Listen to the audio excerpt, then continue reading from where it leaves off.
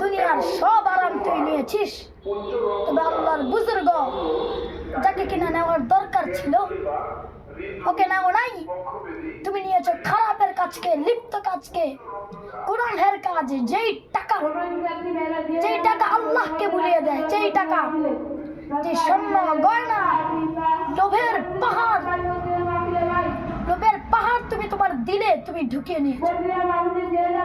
তাই আজকে তোমার উপরে কোনো মায়া নাই, কোনো দয়া নাই।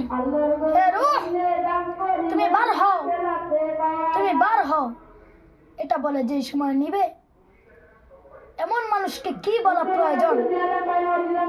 তাই কবির মতো বলে, যে রব তোমাকে দুনিয়াতে পাঠাইছে ওই রবেরই হুকুম পূরণ করতে পারো না, আর যার সাথে তোমার 2 দিনের ভালোবাসা, 2 দিনের প্রেম, ওকে ছাড়া কিছু বুঝো না।